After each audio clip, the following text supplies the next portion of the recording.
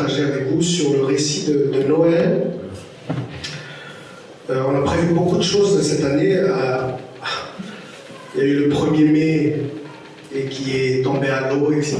Beaucoup de choses ont été prévues, que ce soit l'église, mais vous aussi, dans nos vies personnelles, dans nos familles. On a prévu pas mal de choses et tout a été chamboulé. Dieu l'a permis comme cela. Ça nous a tous chamboulés. Cela dit, peut-être que ça va continuer, hein, on ne sait pas. Mais nous gardons l'espérance, nous gardons la foi. Les circonstances peuvent, on va dire, donner la température du monde. Mais nous, on est réchauffés, on est conduits par la parole et les promesses de Dieu.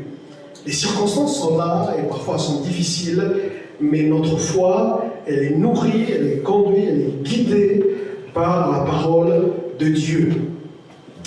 Alors, j'aimerais qu'on ouvre ensemble dans ce récit de la nativité, on a appelé ça comme ça, Luc chapitre 2, le verset 1er.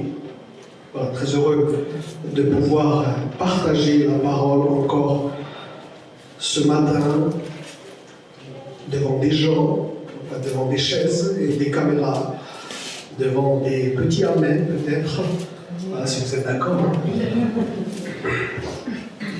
Et devant surtout la parole de Dieu.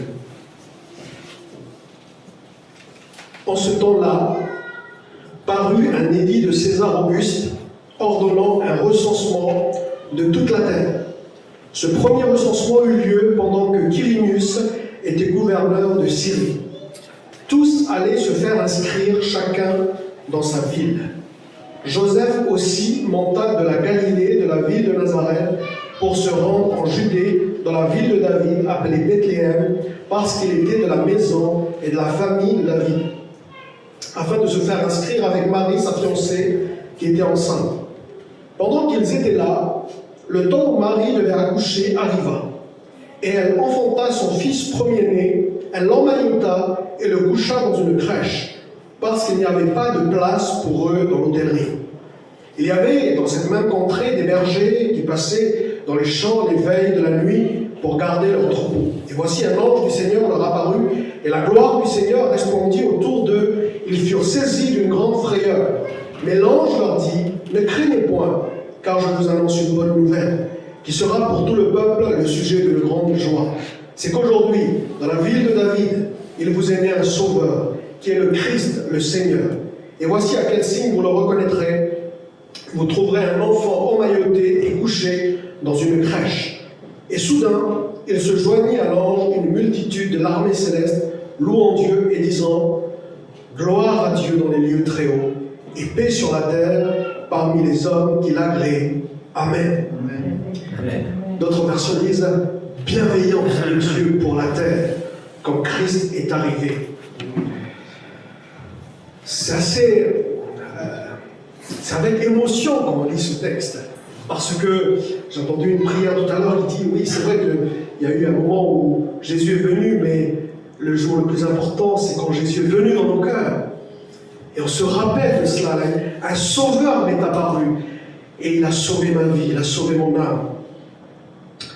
J'ai retenu quelques petites choses dans ce texte. Celui qui occupait la plus haute place, qui a créé la place existante qu'est la planète Terre, il va quitter le ciel et il ne va pas trouver de place parmi les hommes. Voici ce qu'a écrit quelqu'un. À sa naissance, on lui offrit une crèche. Pendant sa vie, il n'eut pas de place pour poser sa tête. Et à sa mort, on lui en a trouvé enfin une place. Une place suspendue entre ciel et terre, sur la croix de Golgotha. Mais lui, il dira à ses disciples, alors qu'il n'a pas trouvé de place sur la terre, moi je vais vous préparer une place dans le ciel. Amen. Amen. Et je trouve ça extraordinaire, ce paradoxe de Jésus. Quel enseignement! Lui qui n'a pas trouvé de place sur la terre, il va nous préparer une place dans le ciel. Ça, c'est le Christ parfait. Et là, j'ai écrit, ce n'est pas grave si moi je ne trouve pas de place sur la terre. Ce n'est pas grave parce que souvent dans ce monde on cherche des places ou des titres, on cherche des honneurs. Mais j'ai écrit suite à ce que j'ai lu, ce n'est pas grave si je n'ai pas de place ici, j'ai une place dans le ciel. Et elle est bien meilleure. Amen. Le récit de la nativité écrit par Luc, parce que Matthieu l'a écrit aussi, m'a amené sur un élément de réflexion par rapport à ce qui se passe aujourd'hui. J'ai d'abord pensé, avec ironie bien évidemment, à ce qui se passe administrativement. Joseph et Marie vont respecter une démarche administrative. Comme pour nous rappeler aujourd'hui, il y a beaucoup de démarches administratives, l'attestation, etc., etc., pour respecter le décret mondial de l'Empire. Mais c'est pas cela que je vais faire un parallèle, c'est pas dans ce sujet-là. Il y a un mot qui a retenu mon attention quand j'écoute les infos, on observe un peu, comme tout le monde.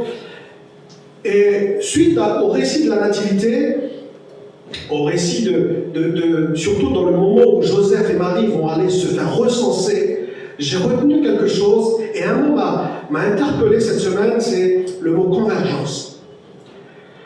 Ou la convergence des temps, ou le temps de la convergence du monde. Pourquoi je dis cela? Et c'est le titre de notre méditation ce matin que j'ai voulu intituler notre méditation Noël, quand le monde, Noël 3 points de suspension, quand le monde est dans un temps de convergence. À l'époque de l'Empire romain, tout le monde habitait, entre guillemets le mot tout le monde habitait, c'est-à-dire tout l'Empire, vont aller se faire recenser dans leur ville d'origine. Ça veut dire que si on prend un petit peu de hauteur, quand on voit tout ce monde qui commence à aller se faire recenser, on voit que le monde bouge. Non pas vers un point géographique, comme par exemple la tour de Babel à l'époque, c'est-à-dire que tout le monde a bougé géographiquement vers la tour de Babel, mais là, tout le monde bouge parce qu'il respecte un décret mondial. Tout le monde, et même les croyants, Joseph aussi, va se faire recenser. Et c'est là que je vais faire un parallèle avec ce qu'on vit aujourd'hui. Depuis plus de 40 ans ou 50 ans, certains spécialistes et observateurs du monde, ils connaissent bien le monde mieux que moi, ils sont assez unanimes pour dire que le monde converge vers un point, converge vers un mode de vie. C'est-à-dire qu'ils veulent faire ressembler tout le monde. Et en gros, ils veulent faire un citoyen du monde, ou des citoyens du monde. C'est-à-dire que tout le monde va converger vers un but. Tout le monde va converger vers un point. Et la crise sanitaire nous a montré cela. C'est-à-dire que même s'il y avait des résistances, on va dire, entre guillemets, nationalistes, la planète se ressemble et se rassemble. Je parlais de plus de 50 ans ou plus de 40 ans, on ne parle plus de pays, mais on parle d'union de pays. L'Union européenne. Souvent, j'ai remarqué que, ici en Occident, quand on dit on va aller dans des pays africains, on dit on va aller en Afrique, alors qu'il y a des pays en Afrique. Il y a le Togo, il y a le Mali, il y a le Congo. Mais on dit on va aller en Afrique, comme si c'était uni. Mais en fait, j'allais dire c'est fait exprès, mais c'est pas fait exprès, c'est que tout le monde converge vers un but. Tout le monde converge vers, entre guillemets, un rassemblement mondial. On parle, par exemple, pour mieux sécuriser la région européenne, il faut travailler ensemble vers un fédéralisme de la sécurité de l'Europe. Et du coup, les frontières ne sont plus. Alors, ce n'est pas une critique envers cette politique, parce que c'est une politique, mais c'est un constat. Mais je crois que c'est spirituel. Parce que nous sommes comme à Noël, quand je dis comme à Noël, comme au temps de Joseph et de Marie. C'est-à-dire que le monde respecte, le monde habité de l'époque de l'Empire, un décret mondial. Le monde respecte une autorité, un empire mondial. Et nous sommes dans des temps de convergence. Mais dans ces temps de convergence, où on voit le monde bouger, eh bien Dieu est en train de travailler avec des choses simples. Une petite famille juive qui était là, une vie ordinaire, mais qui va faire naître une vie extraordinaire. Un petit foyer originaire de Bethléem, petite parmi les milliers de Judas, dit le prophète, petite parmi les milliers de Judas, dans ces temps de convergence où il semble que le monde se dynamise, ou bouge dans un sens, on y va vers un sens, et même les croyants sont portés par ce temps de convergence, mais Dieu travaille, j'allais dire simplement, ou plutôt discrètement, jusqu'à la venue du Messie. Et je pense que ces temps de convergence que nous sommes en train de vivre convergent vers un point, la seconde venue de Jésus. Alors c'est mon premier point. Donc Luc 2, verset 3 nous dit « Tous allaient se faire inscrire. » Tous. Un édit de César Auguste ordonnant un recensement, tous allaient se faire inscrire, même Joseph. 160 km de Nazareth à Bethléem. C'est peut-être Paris-Côte-Bec. Une femme enceinte en train de marcher. Mais il respecte, entre guillemets, l'administration mondiale. Qu'ils soient croyants ou pas, mais c'est un décret mondial. J'écris ici, ce virus nous a fait découvrir différentes façons de travailler des pays, mais au fond, les gens font la même chose dans chaque pays. Je prends un exemple, tout le monde aujourd'hui porte un masque, que ce soit en France ou ailleurs. Tout le monde, presque, est en train de faire la même chose. Et c'est pour ça que je dis que nous sommes dans des temps de convergence. Croyants ou pas croyants, nous sommes dans le monde.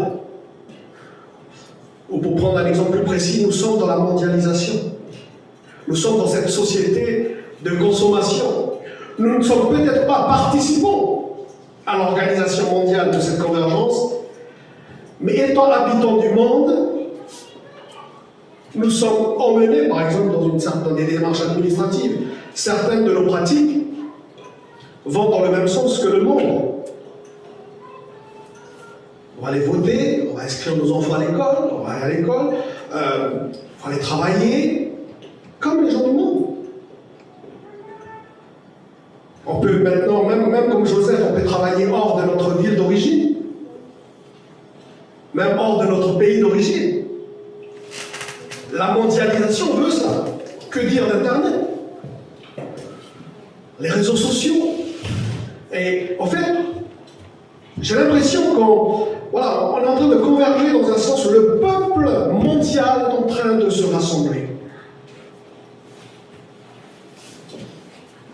Un exemple, quand on parle d'argent, essayons de vivre ensemble sans 1 euro. Essayons de vivre sans 1 euro. C'est pas possible. Il y a besoin d'argent. Et il y a besoin de gagner de l'argent. C'est le mode de vie de la société actuelle que tout le monde adopte finalement. Que ce soit un Français ou un Américain ou le monde occidental, même dans des pays dits musulmans, beaucoup adoptent aujourd'hui ce qu'on appelle la démocratie. Parce que le temps des empires est terminé, le temps des monarques est terminé, et du coup, tout le monde converge vers ce qu'on appelle la démocratie. Même s'il y a des petits dictateurs par-ci par-là, il y a toujours des vols. Voyez-vous, pour amener tout le monde à penser pareil. Je prends un autre exemple. Les grandes villes se ressemblent. Il y a plus de points communs entre un Parisien et un Bruxellois qu'un Parisien et un Normand dans son village. Et pourtant, ils sont français. Est-ce que vous voyez la différence? C'est que la mondialisation veut que tout le monde converge dans un même sens. Pour peut-être amener à ce que tout le monde pense la même chose. Attention, je ne parle pas de conformité. Parce que les croyants comme les non-croyants, tout le monde va travailler dans cette société de consommation. Tout le monde va travailler pour avoir un salaire, etc., pour avoir une retraite, etc., etc. On est dans une démocratie, comme dans d'autres démocraties. Tout le monde va travailler pareil. Mais je ne parle pas de conformité parce que les croyants ne se conforment pas à la pensée et à la vision du monde. Cela dit, nous n'échappons pas à cette convergence, comme Joseph et Marie qui sont partis s'inscrire pour se recenser. Il est impossible de ne pas être dans cette convergence. Tout le monde, si je peux me permettre, va aller s'inscrire.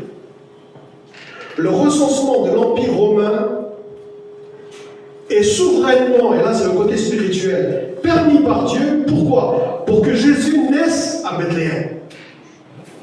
Au départ, c'est quelque chose qui a une échelle mondiale, mais c'est souverainement permis par Dieu parce qu'il y a des petites choses que Dieu voit pour que les Écritures s'accomplissent. Pour que les prophéties de l'Écriture s'accomplissent. Qu'est-ce que je veux dire par là? C'est que ce qui se passe dans le monde, ce qui se passe dans la mondialisation, ce qui se passe dans ces temps de convergence, c'est l'accomplissement des prophéties. Et ça converge vers un point, comme au temps de Marie et Joseph, qui ont convergé vers la première venue de Jésus. Aujourd'hui, dans les temps de convergence actuels, ça tend vers la seconde venue de Jésus. Croyants ou non-croyants, on vit les mêmes épreuves que le monde. Nous traversons avec les non-croyants les mêmes crises. Mais je disais à la réunion de prière vendredi que même si nous vivons les mêmes épreuves que le monde, nous n'avons pas le même combat. On traverse la même crise que ceux du monde. Il y a eu des morts du Covid chez les croyants comme chez les non-croyants. On se retrouve parfois dans une même chambre d'hôpital avec un non-croyant. À travailler dans une même entreprise avec un non-croyant, ça n'existe pas, des villes chrétiennes. On se retrouve à habiter dans le même quartier qu'un bouddhiste ou qu'un musulman. Parce que peut-être qu'on n'a pas la même religion, mais on a les mêmes critères sociaux pour ceux qui habitent dans des HLM. En fait, on croit que les gens se divisent, ça c'est en apparence. Mais au fond, tout va converger dans un même sens. L'unicité du monde est en train de se créer. On veut créer des gens qui pensent la même chose. La seule différence qu'il y aura, la seule différence qu'il va y avoir, c'est que d'un côté, on aura ceux qui font la volonté de Dieu, et de l'autre, ceux qui ne la font pas.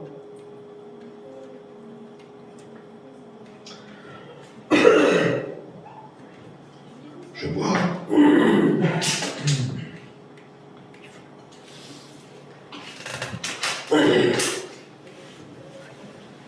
En fait, l'Empire romain, pour regarder un petit peu les livres d'histoire, l'Empire romain a dessiné le monde, les routes, etc. Avant l'Empire romain, c'était justement très divisé. Il y avait les Mèdes, les Perses, Babylone, les Juifs, le peuple d'Israël, et puis ceux de la Macédoine. Et l'Empire romain est venu rassembler ça. Il a fait les routes, il a fait les paysages. Mais comme aujourd'hui, le monde est en train de se dessiner de la même manière. Auparavant, on disait que l'architecture française est différente que l'architecture, on va dire, anglo-saxonne. Mais regardez les villes aujourd'hui. Si on se balade dans les rues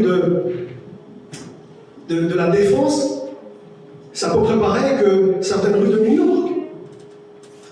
Parce qu'on veut dessiner les mêmes bâtiments. Ça, c'est juste un exemple, mais physique. Parce qu'on veut créer une unicité dans On veut converger vers un point. Je ne sais pas si tu peux diffuser l'image, s'il te plaît, sur le bureau.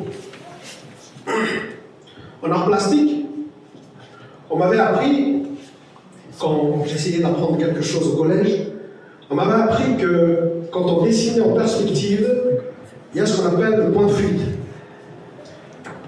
Le point de fuite, c'est que tous mes dessins, tout mon dessin va dépendre de ce point-là. Les bâtiments, les routes que je vais dessiner dans mon dessin va dépendre du point de fuite. C'est-à-dire que peut-être qu'il y a des différences encore aujourd'hui, mais tout converge dans un sens. Tout va converger dans un sens aujourd'hui. Voilà. Ça, c'est ce qu'on appelle le point de fuite. C'est un dessin en perspective, et même si les bâtiments sont différents, ils dépendent tous d'un point. Et c'est ce qu'on appelle le point de fuite. Et comme à Noël du temps de Joseph et de Marie, tout le monde respecte un décret mondial. Aujourd'hui, l'économie, le social, la politique, la santé est en train de dessiner une nouvelle géographie du monde ou un nouveau paysage. Qu'est-ce que je veux dire par là? C'est que bientôt, on aura des gens, en tout cas tout converge vers cela, qui vont, ça c'est à l'extrême, penser pareil. Quand on parle d'écologie aujourd'hui, tout le monde est concerné. En tout cas, on veut que tout le monde soit concerné. Il suffit d'un événement dans un autre pays pour que, ici, on marche pour défendre l'événement qui se passe dans un autre pays. Parce qu'on veut que tout le monde combatte ce combat-là. Ceci étant dit, comme à Noël, comme au temps de Joseph et de Marie, tout ce qui se passe à une échelle mondiale, quand on voit que le monde est en train de se dessiner comme cela, pareil, ça annonce un événement.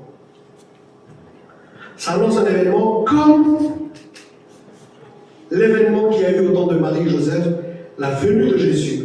Eh bien, si on est dans un temps de convergence, le seul événement qui annonce cela, c'est-à-dire le point de fuite de tout ce qui se passe aujourd'hui, c'est la seconde venue de Jésus.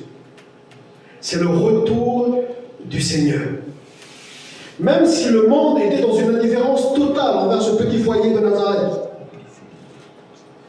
ils étaient loin d'imaginer que la venue de Jésus va bouleverser le monde. C'est c'est la vie de Jésus qui a bouleversé l'Empire romain. Et du coup, l'enseignement des apôtres. Eh bien, ça va être pareil. Nous sommes dans des temps de convergence où la seconde venue de Jésus va bouleverser le monde, va bouleverser l'humanité. Alors, frères et sœurs, soyons vigilants. Nous sommes dans un temps de convergence mondiale vers l'événement qui va marquer l'humanité, le retour de Jésus-Christ. Alors vous le savez, pourquoi Jésus doit revenir? Je me suis posé la question, je ne sais pas si vous vous posez cette question-là. Pourquoi Jésus va revenir? Pourquoi il doit revenir? Déjà pour son Église. Quel est le fiancé qui ne veut pas se marier avec sa fiancée? Jésus va venir pour son Église, sa fiancée. Ensuite, Jésus va revenir, la deuxième raison, c'est pour le jugement des nations qui vont se tourner contre Israël. Et la troisième raison, justement, c'est pour sauver Israël.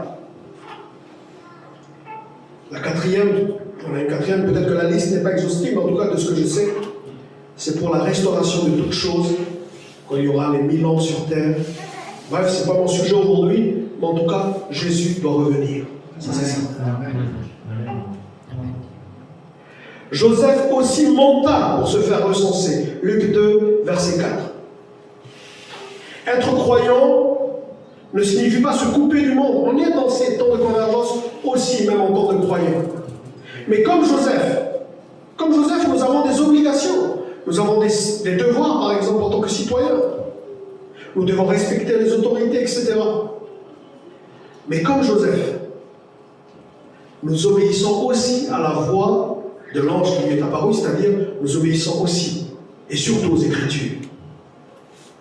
Soyons attentifs à ce qui se passe pour tendre l'oreille au son de la trompette.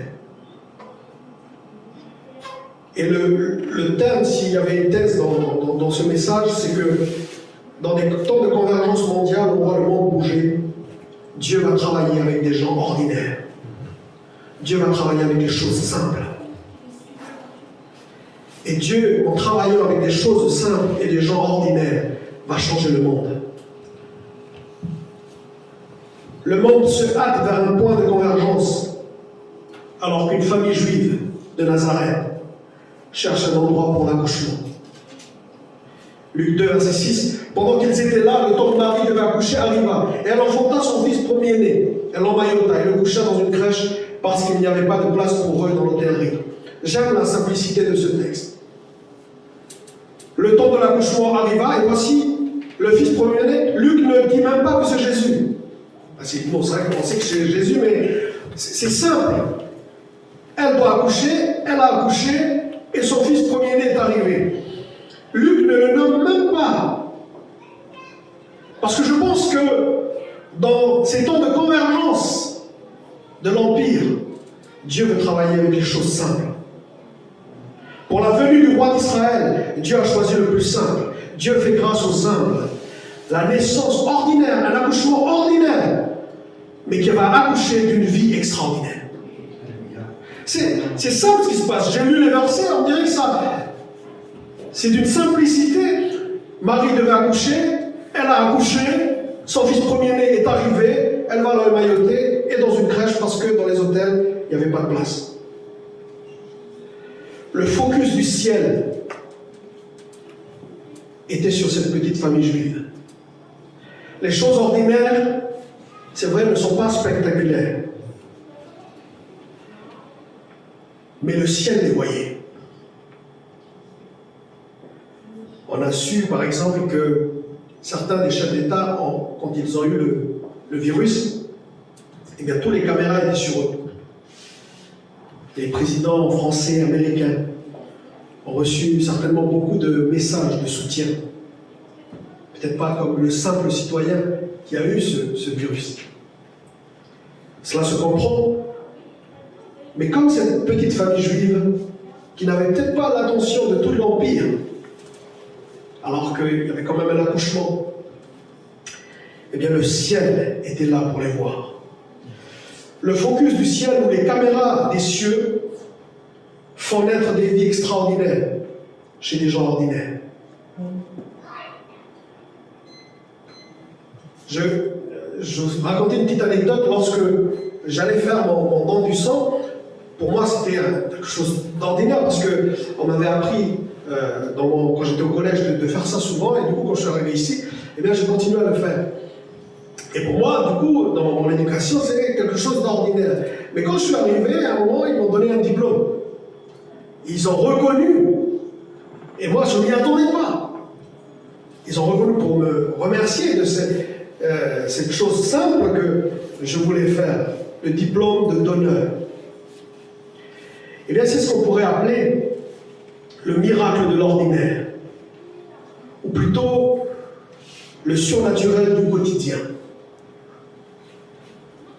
La puissance de la simplicité. Pourquoi? Parce qu'il y a le regard du ciel dessus. Quand le ciel vous regarde, même dans les choses simples, même dans le quotidien, dans les choses ordinaires, il y a toujours quelque chose d'extraordinaire qui va sortir de cela. Parce que le regard du ciel est sur nous. Ce que vous faites en venant offrir votre culte, étant chrétien, c'est quelque chose d'ordinaire. On vient parce que, on veut louer le Seigneur, participer à une réunion.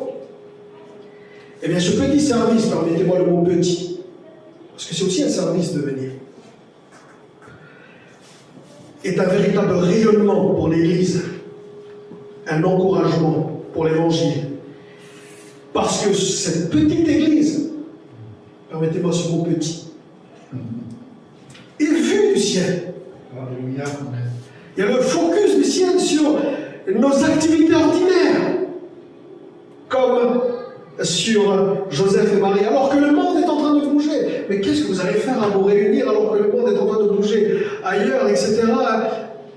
Non, avec des choses ordinaires, le surnaturel du quotidien, la puissance de la simplicité. Parce qu'il y a le ciel qui nous regarde. Et enfin, je termine. Que dire de la révélation au berger? Encore une fois, le miracle de la simplicité. Dans ce récit de la Nativité, Luc parle de bergers qui reçurent l'une des plus grandes révélations que l'humanité ait connues. Parce que ça ne se voit pas souvent, une chorale d'anges.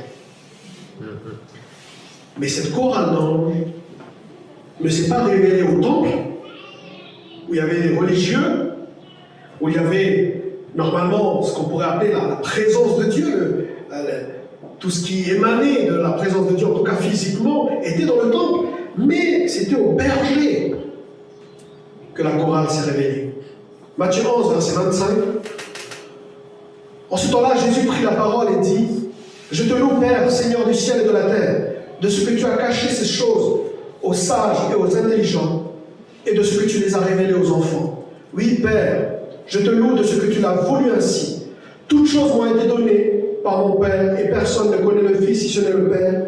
Personne non plus ne connaît le Père si ce n'est le Fils, et celui à qui le Fils veut le révéler.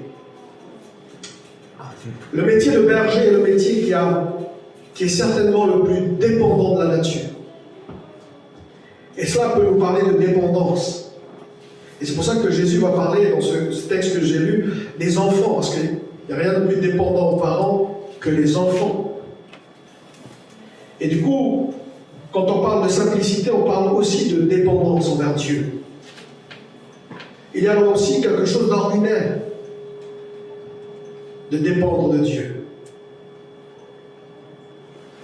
Des bergers qui font leur travail, mais il y a un ange, et la gloire du Seigneur resplendit autour d'eux. Luc 2, verset 9. Moi, je crois que la gloire du Seigneur peut resplendir dans nos actes du quotidien, comme dans l'activité quotidienne de ces bergers. Souvent, dans nos travaux de tous les jours, ou de toutes les nuits, comme ces bergers, la gloire du Seigneur peut resplendir. Amen. Je crois aussi que non seulement la gloire de Dieu peut resplendir dans nos actes du quotidien, mais de grandes révélations attendent ceux qui savent dépendre de Dieu et du Seigneur, tout en continuant simplement leur activité. Quand je vais au culte, dimanche matin, c'est le culte, les réunions, choses ordinaires. Je vais au travail, je vais voir les petits-enfants, je vais voir les enfants, etc. Des choses simples. Mais Dieu peut non seulement se glorifier, mais Dieu peut se révéler dans des choses simples. Que votre lumière luise ainsi devant les hommes, afin qu'ils voient vos bonnes œuvres, et qu'ils glorifient votre Père qui est dans les cieux. Des bonnes œuvres, capables de glorifier Dieu. Ayez au milieu des païens une bonne conduite. 1 Pierre 2, verset 12. Afin qu'ils remarquent vos bonnes œuvres, qu'ils glorifient Dieu le jour où il les visitera. Frères et sœurs, nous sommes dans des temps de convergence. Jésus va dire un jour à quelques religieux de son époque: le soir vous dites il fera beau car le ciel est rouge, et le matin il y aura de l'orage aujourd'hui car le ciel est d'un rouge sombre. Vous savez discerner l'aspect du ciel et vous ne pouvez discerner les signes des temps. La version Semeur dit: vous ne pouvez pas reconnaître les signes de notre temps. Je pense que nous sommes dans ces temps-là et il nous faut prendre garde. Qu'est-ce que les bergers ont fait? À un moment, un ange va dire, je crois, vous reconnaîtrez le signe qui vous fera reconnaître. Le signe qui vous fera reconnaître que cet enfant est né.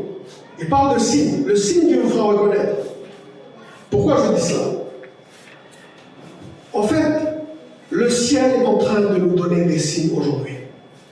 Les temps sont en train de nous donner des signes aujourd'hui de la seconde venue de Jésus. Même si le monde converge vers un point, aujourd'hui, même si nous sommes dans ces temps de convergence, on est dans ces temps-là aussi. Mais nous devons être plus que tout attentifs aux signes des cieux, aux signes du ciel. Et d'ailleurs, c'est tellement intéressant parce que vont faire partie de ces signes de la seconde venue de Jésus. Il est écrit les signes du ciel, même physiques. Reconnaître les signes de notre temps. Les signes de son grec séméion, ça veut dire une chose non usuelle, modifiant le cours habituel de la nature. Soyons attentifs. Le ciel est en train de nous envoyer des signes. Soyons attentifs. Le ciel est en train de nous envoyer des signes, mais comme Joseph et Marie, qui faisaient tout pour que l'Écriture s'accomplisse.